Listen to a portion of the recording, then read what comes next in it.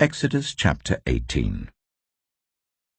Now Jethro, the priest and father-in-law of Moses, heard of everything God had done for Moses and for his people Israel, and how the Lord had brought Israel out of Egypt. After Moses had sent away his wife Zipporah, his father-in-law Jethro received her and her 2 sons. One son was named Gershom, for Moses said, "I have become a foreigner in a foreign land." And the other was named Eleazar, for he said, "My father's God was my helper. He saved me from the sword of Pharaoh." Jethro, Moses' father-in-law, together with Moses' sons and wife, came to him in the wilderness where he was camped near the mountain of God. Jethro had sent word to him, "I, your father-in-law Jethro, am coming to you with your wife and her 2 sons." So Moses went out to meet his father-in-law and bowed down and kissed him. They greeted each other and then went into the tent. Moses told his father-in-law about everything the Lord had done to Pharaoh and the Egyptians for Israel's sake, and about all the hardships they had met along the way, and how the Lord had saved them. Jethro was delighted to hear about all the good things the Lord had done for Israel in rescuing them from the hand of the Egyptians.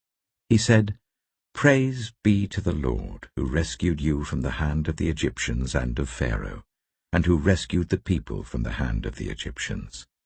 Now I know that the Lord is greater than all other gods, for he did this to those who had treated Israel arrogantly." Then Jethro, Moses' father-in-law, brought a burnt offering and other sacrifices to God. And Aaron came with all the elders of Israel to eat a meal with Moses' father-in-law in the presence of God. The next day, Moses took his seat to serve as judge for the people, and they stood round him from morning till evening. When his father-in-law saw all that Moses was doing for the people, he said, "What is this you are doing for the people? Why do you alone sit as judge, while all these people stand round you from morning till evening?"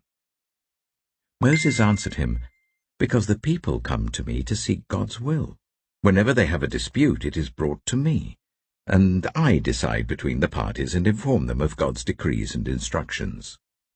Moses' father-in-law replied, "What you are doing is not good. You and these people who come to you will only wear yourselves out. The work is too heavy for you. You cannot handle it alone. Listen now to me, and I will give you some advice, and may God be with you. You must be the people's representative before God and bring their disputes to him. Teach them his decrees and instructions, and show them the way they are to live and how they are to behave. But select capable men from all the people, men who fear God, trustworthy men who hate dishonest gain, and appoint them as officials over thousands, hundreds, 50s, and 10s. Let them serve as judges for the people at all times. But let them bring every difficult case to you. The simple cases they can decide themselves. That will make your load lighter, because they will share it with you. If you do this, and God so commands, you will be able to stand the strain, and all these people will go home satisfied." Moses listened to his father-in-law and did everything he said. He chose capable men from all Israel and made them leaders of the people, officials over thousands, hundreds, 50s, and 10s.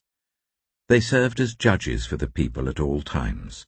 The difficult cases they brought to Moses, but the simple ones they decided themselves. Then Moses sent his father-in-law on his way, and Jethro returned to his own country.